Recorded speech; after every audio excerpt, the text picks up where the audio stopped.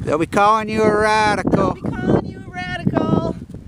Look who we got and where we're at. This is Radchick. I'm here with Kevin, and we are at the Spiral Jetty in Utah. I came out here for a family emergency, and it turned into a little mini vacation.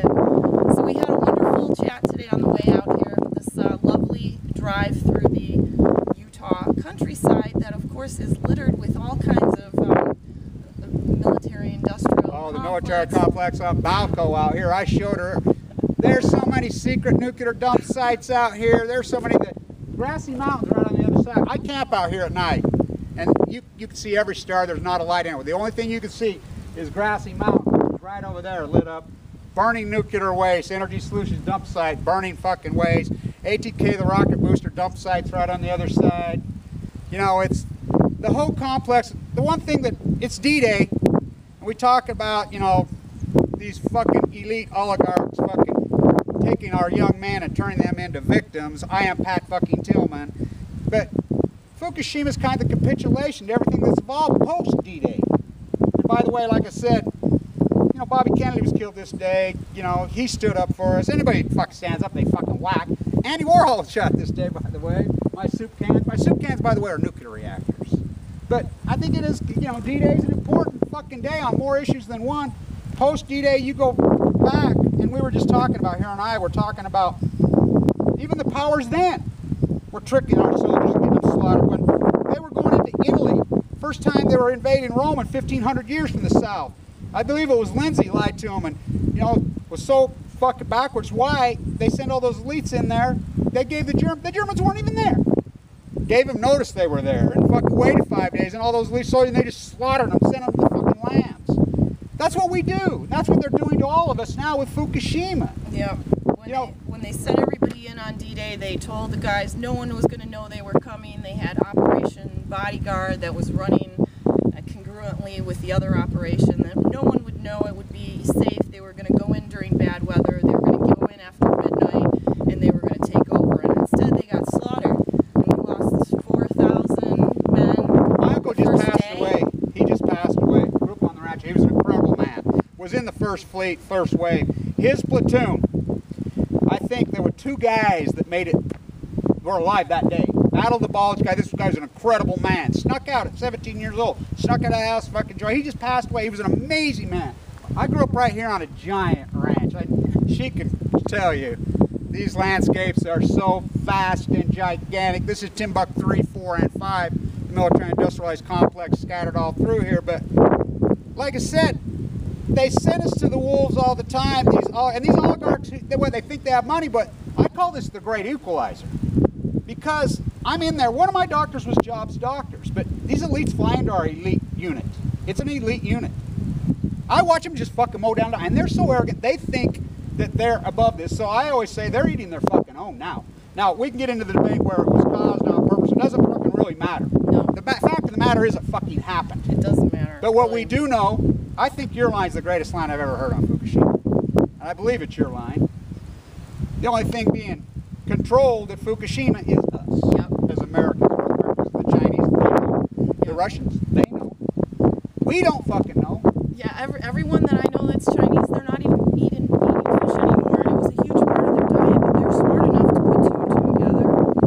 And then, you know, we have the people who live here in Utah, and Kevin and I were talking about here how unhealthy everybody is. And part of the reason is because they've been, you know, nuked to death. Yeah. Their thyroids are probably malfunctioning. Oh, but I mean, yeah. it's a We really, call it the really Utah smiley unhealthy face. population. And it used to be really beautiful people. When I grew up here in Ogden, Utah, it was the beautiful people place. And of course, a lot of the beautiful people have left. You know, they took their money, went to San Francisco or Coronado. It's like when I was going to leave when I was young, and my ex she's an incredible model, incredible, beautiful, and a real bitch. But it's like when she left.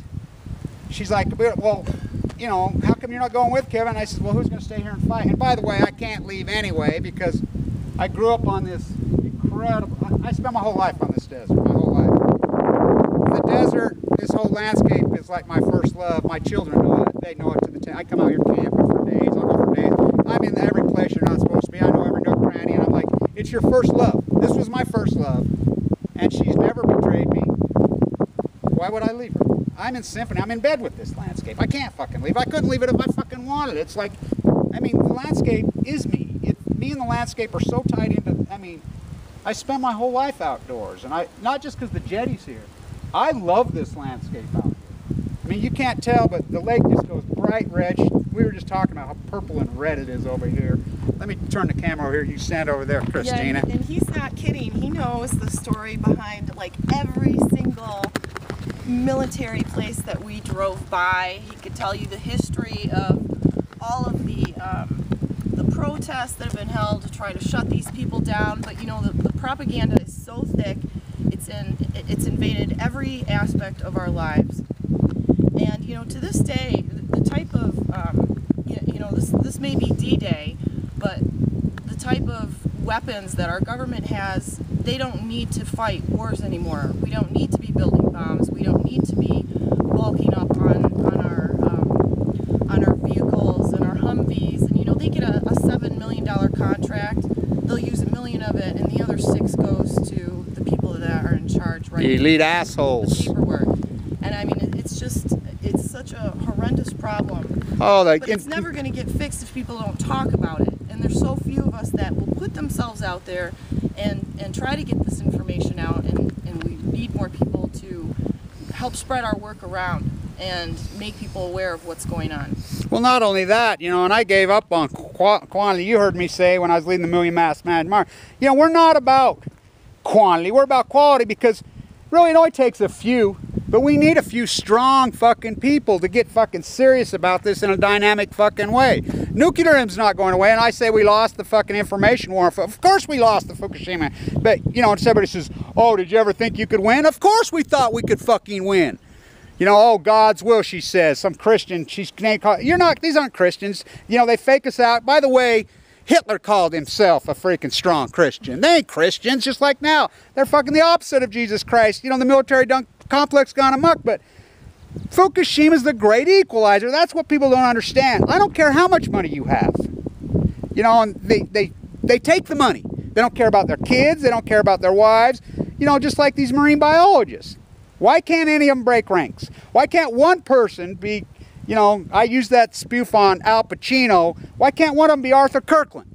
You know, and he goes off in that rant in the movie and Justice for All. Well, the prosecutor's got all this great stuff. He's not going to get my client. He's not going to get my client. Because I'm going to fucking get him. He would do it again. He fucking told me so. We need an insider to break fucking ranks. At Berkeley, one of the marine biologists say, hey, yeah, we need some good fucking healthy panic. We're big boys. We're big girls in fucking the United States. We can handle the fucking truth. The oligarchs are the ones who can't fucking handle the truth. The elitists who are robbing the military, they're the ones that can't handle it because all their money goes. That's her beautiful daughter. What a beautiful girl that young woman is. What a sight, huh? It's really spectacular out here. Well, thanks, Christina, you know, for coming. And like I said, I'll show you some more stuff. The Moxie fuel plant out at West 12th Street, the secret one. The energy solution. Right out there is Grassy Knolls. Right there. No, people don't know about Clean Harbor's Grassy Knolls. They have a burn plant. They burn nuclear waste. Radnet's big balloon set right over here. Then Harry Reid, you know, worked right over here when Challenger blew up and it was their rocket booster. I showed her that place. Is that place creepy? Yeah. Oh, fuck. There's a lot of stuff going on there. Woo! For sure. Well, I was afraid to pull out my camera and take pictures. Well, you know me. I know the rules really good. You know me at Livermore. I go right to you can't touch. But you go in. So I have an attorney that reviews my stuff. Used to. Of course, he's mad at me now. He says I really have turned into a fucking radical. And I says, yeah, and you're a fucking sheep that goes along with the fucking system. Anyway, stay tuned.